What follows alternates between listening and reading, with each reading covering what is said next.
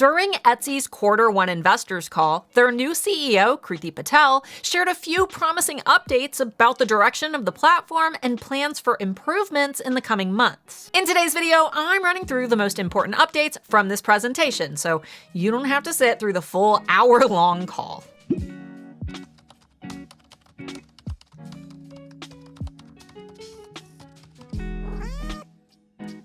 In case you're new here, my name is Starla, founder of the Handmade Alpha Academy for Etsy sellers and manager at erank.com, Etsy's most popular SEO tool. And because of my deep involvement with the Etsy space, I always make it a point to watch Etsy's earnings conferences each quarter so that I can pull the very best tidbits out for you guys. And this time around, we're getting our first taste of how their new CEO, Kriti Patel, plans to improve the platform after consistent declines in total GMS over the last few years. That's gross merchandise sales, or the money that Etsy sellers themselves are making, versus the money that Etsy makes, which has been up because Etsy obviously makes money from us too. However, this business model isn't sustainable, and Etsy shareholders have voiced their concerns over the last few years for falling GMS and rising overall Etsy profits, a bubble that was sure to pop if something didn't pivot. And thankfully this quarter, we're seeing a slight increase in GMS for the first time in nearly 2 years. They attributed this growth to better marketing and outreach,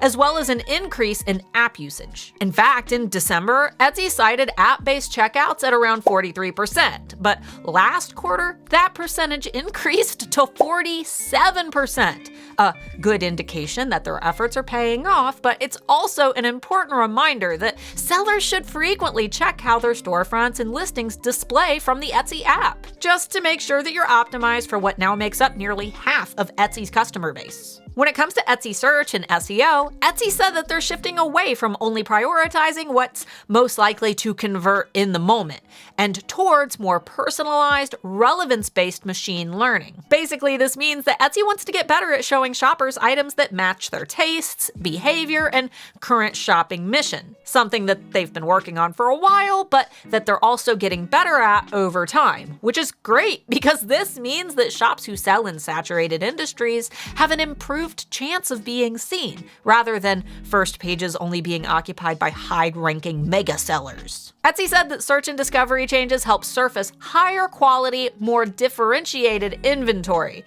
This is another good reminder that strong branding, clear product photography, unique product positioning, and trust-building listing details are becoming more important than ever. In terms of sales, Etsy called out Valentine's Day, Easter personalization, birthdays, and weddings as strong areas in Q1, while birthdays were the largest and fastest growing gift segment in the quarter. This tells us that giftability, personalization, and occasion-based keywords are still worth building into your product strategy. In fact, Etsy specifically said buyers come to Etsy not only for what they buy, but for who they buy it from. They're testing ways to make seller identity, craftsmanship, process, and maker stories more visible, which is ultimately what we've been asking for as a community for nearly 6 years now. We just want Etsy to actually feel like Etsy again. Now, with this in mind, your About section, brand story, production process, and trust signals are not just decorative additions to your shop. They help shoppers understand why they should buy from you, and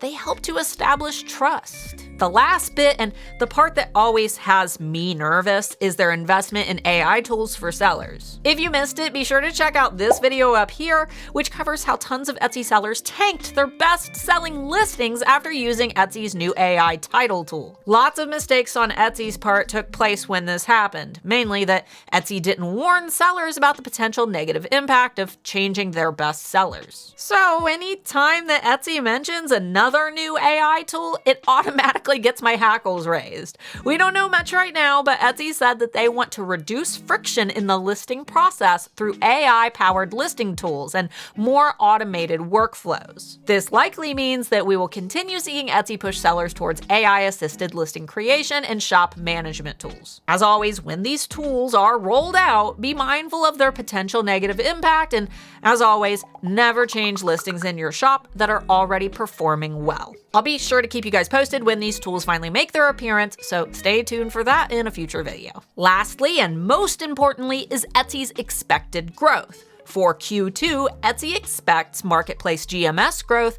of 3% to 5% year over year. And for the full year, Etsy expects low single-digit marketplace GMS growth.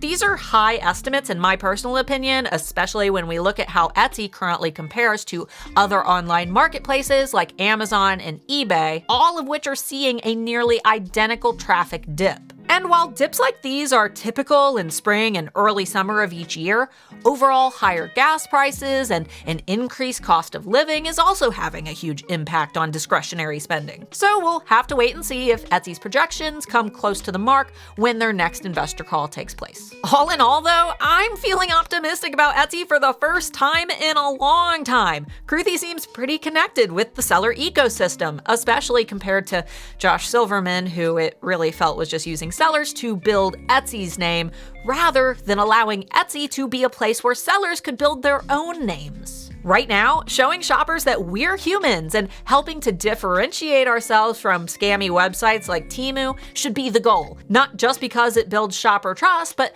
also because Etsy's made it clear that these are the types of listings that they want to showcase and surface, aka rank higher in search. And hey, if you need help with this, be sure to check out my Patreon up here, where I release a set of drag and drop Canva templates every single month, which are great for making a few quick fun mock-up style listing photos or to schedule on social media through the slower spring and summer seasons so that you can drive a bit of your own traffic. I've been adding templates since October, and when you join, you get everything that I've ever posted, including past templates, workbooks, guides, tutorials, and monthly low competition trend reports. Plus, you can ask me questions, which ensures that you can always get a fast answer from a trusted source. I'll leave a link in the description if this sounds like something useful to you. Until next time, Buki.